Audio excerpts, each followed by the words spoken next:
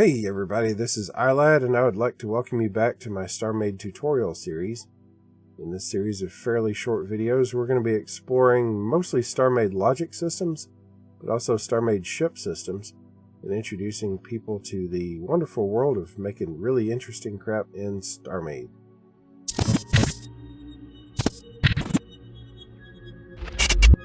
Alright guys, as promised in the last video, today we are going to be exploring the humble rail turret axis.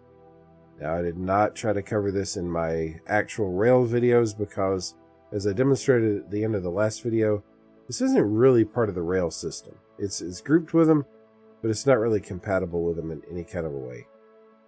For instance, just for one example, I cannot change a rail turret axis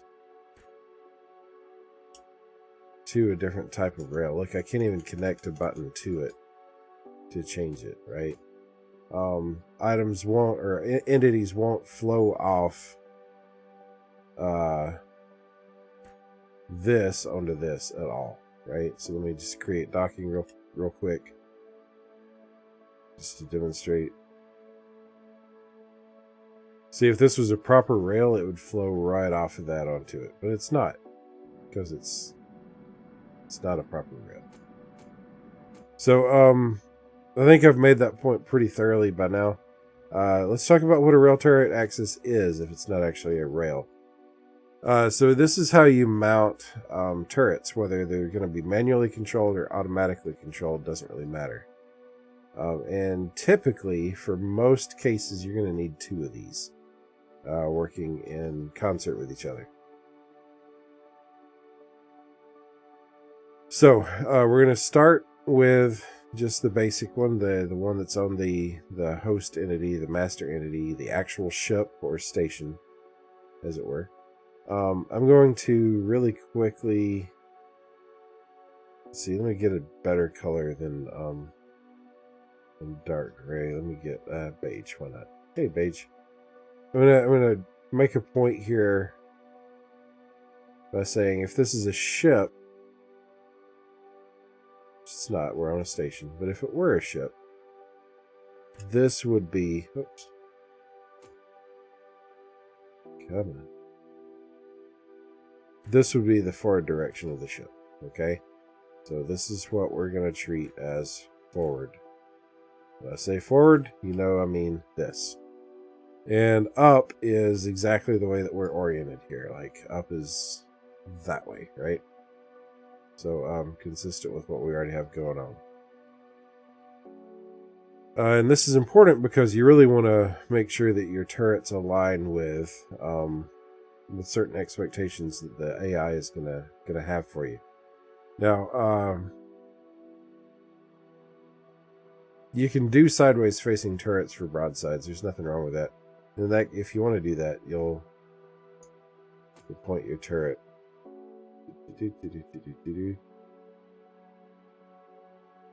broadside, right? Like that. But in general, like for dorsal turrets, ventral turrets, front turrets, I strongly recommend just going ahead and having them pointing forward. Alright, so I've got that installed on the base entity. That's really all I need on the base entity for this. I'm going to go ahead and create docking. It drops a rail docker first. Of course, you can do that manually if you like. I'm going to go ahead and slap in the ship's core. Now watch the arrow. I made a big fuss about forward for a reason. I need that arrow, which determines the orientation of this new entity I'm creating. I need it pointing forward. Okay? Boom. So there's my forward pointing thing. Now if this is forward for me, I'm looking ahead, and when I jump into this, my view, my orientation of my view should not change. Jump. Look at that. I'm still pointing forward. Okay. There's a reason why I'm making a big fuss about all this. It's what really makes sure that the AI works as right as possible. All right. So we've got your host, your basic, your ship, your station, your whatever. Then you've got the turret base. And that is the entity we've just created. Right now it consists of 2 blocks, which is the docker and the core. That's the minimal. You can add more. You can add a lot more. You can surround that base with a whole lot of extra blocks. Here, let me just sort of demonstrate here. Yeah, like this. And this. Right. Go ahead and fill that in. You can do all this. You can make it as big as you want.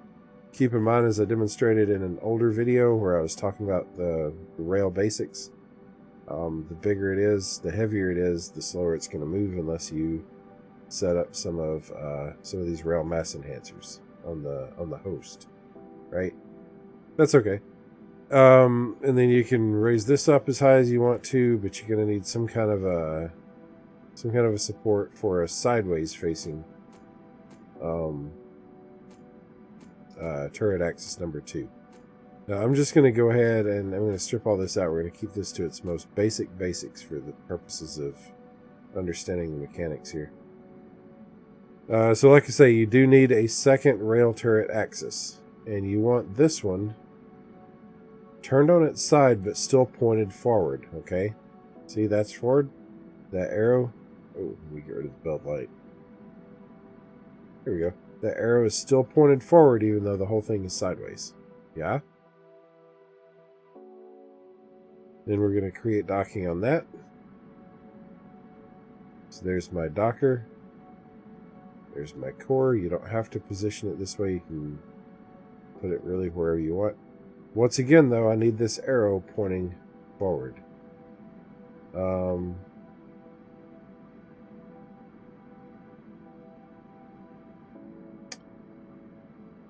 And I'm trying to remember whether it matters whether I get best results with it there, or whether it should be like, I think it's supposed to be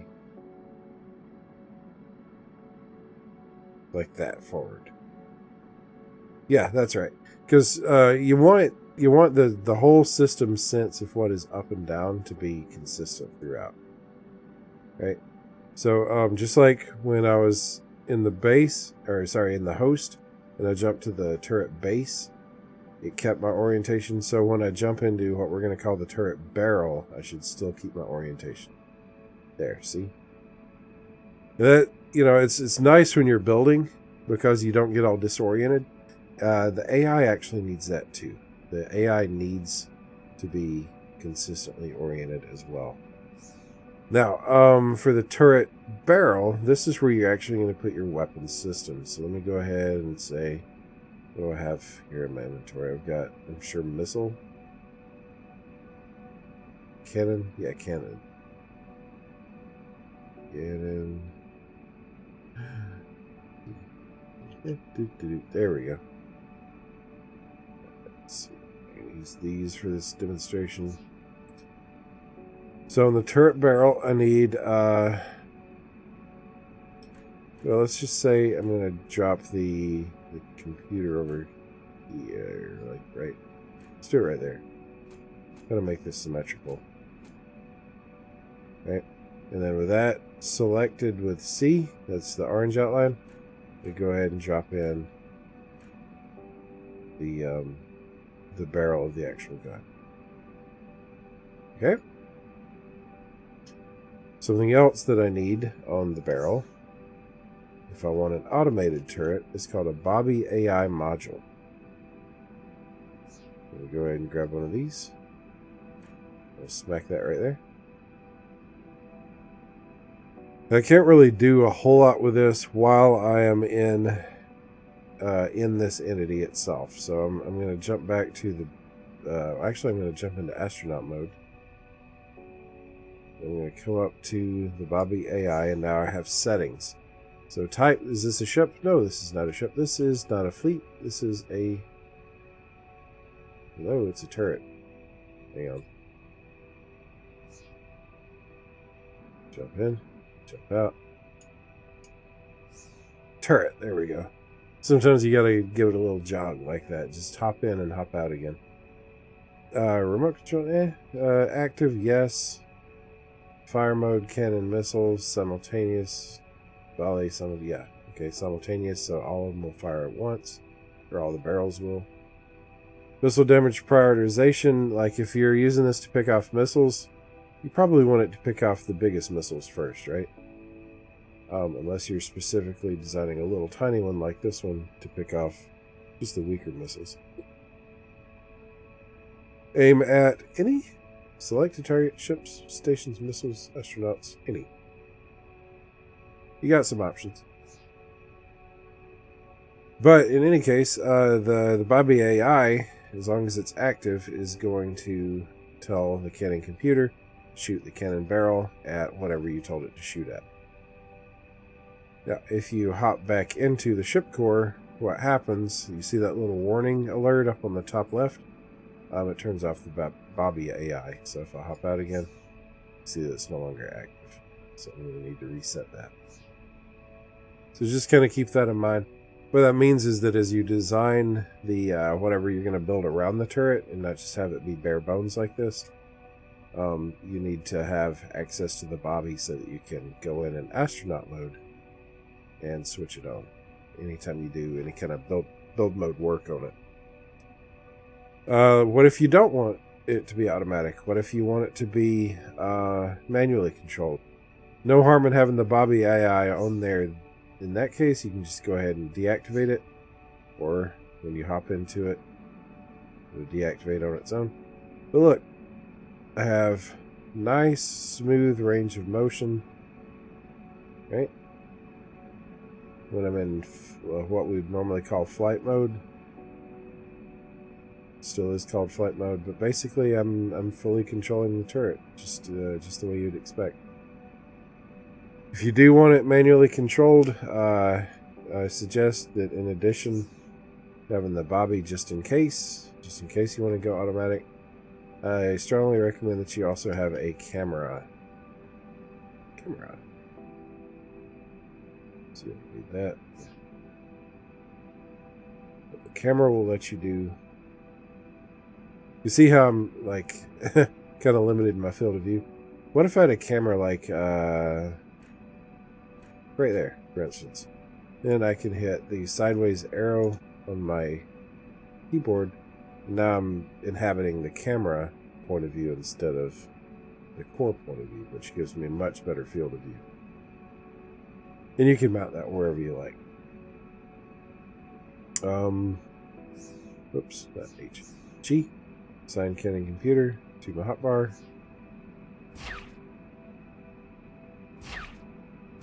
Yeah.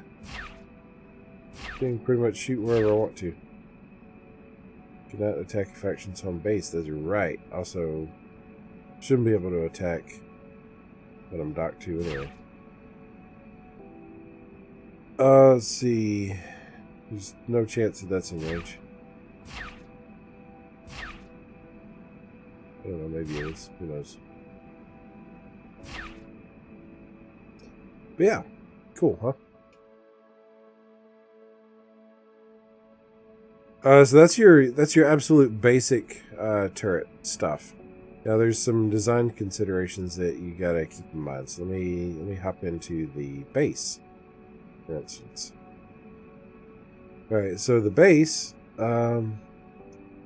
Say I do want a nice wide chunk all the way around it, yeah?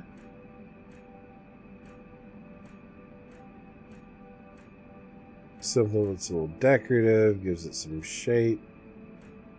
Okay, now let's hop back into the barrel flight mode. And look, I can't aim down now, right? You know why?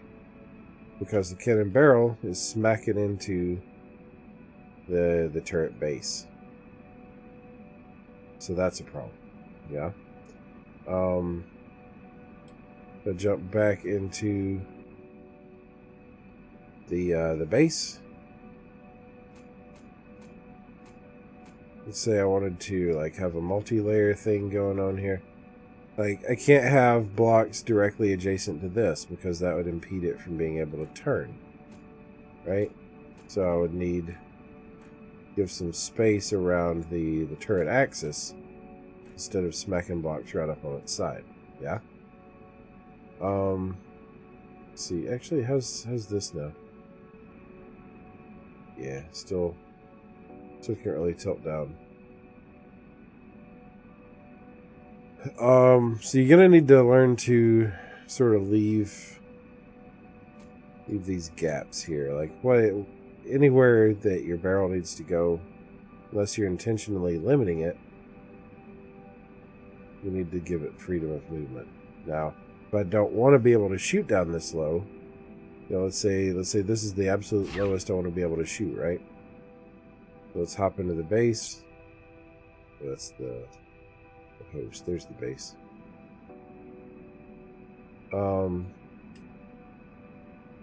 See, what can I do? I could probably do something like that, and I can't go much lower than that now, right? Yeah, just a smidge.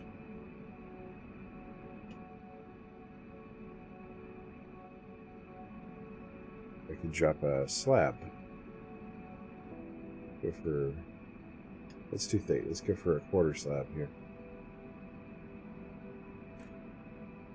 Go back in the barrel, flight mode. Yeah, that's about where I had it before. Yeah. So you can intentionally limit movement like that, just for design reasons. But you want to watch it and be sure that you're not accidentally, like, freezing it in place where it can't move at all. Stuff that doesn't need 2 axes, used to be, and it's been a while since I've messed around with missiles all that much, but used to be that if you had self-guided missiles, like homing missiles, heat-seeking missiles were a thing back in the day, you could have that on a single turret axis. It wouldn't, because it wouldn't really need to aim, like it just fires off whenever. Nowadays that's I wouldn't recommend it now. You can do it if you want your turret to have an extremely limited field of fire. You can do it on a single turret axis. The turret axis enables the Bobby AI, right?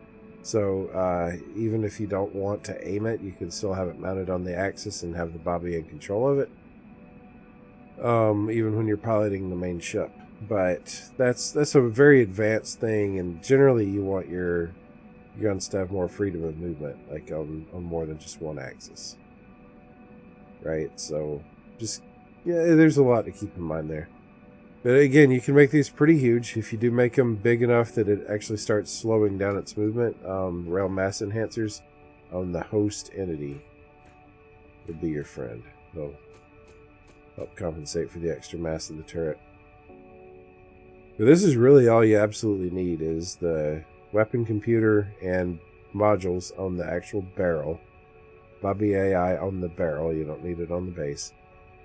Camera on the barrel only if you're going to be manually controlling it. Of course, every entity has to have both the Docker and the core. And then the rail turret axis to attach the Dockers to. You're good to go. I don't do a whole lot of turret design, to be honest with you. The only finished ones I have to show off, not really, I wouldn't even show them off, honestly. There's just these point defense turrets, which you can barely see. Very small. They're really not good for much. Just the very smallest of missiles they can take out. But there's the core. I'll leave it accessible. Underneath the core, there's the rail docker would be right next to the core. Because you can see where it's actually attaching to the turret axis. And somewhere up in here, oh, I've got a faction module. I try to keep everything faction. More on that in another video, probably. We've got the core, the docker. Yeah, Cannon computer, and the cannon barrel is tucked away behind the Bobby AI. So, pretty simple stuff. You know, I'm not a PvP player, so I have limited mileage for turrets, I guess. At this stage of the game development, anyway. In any case, that's pretty much how they work. Hope you found this instructive and possibly entertaining to watch. Who knows? Who knows? Anything's possible. And yeah, go have some cool turret building sessions, and yeah, y'all have fun and take care. Bye bye. Hey guys, thanks again for watching. If you'd like to support my channel, consider purchasing a channel membership. We've got very low monthly rates, and your support in that way would be gratefully accepted. Thank you so much for considering it. Y'all take care. Bye bye.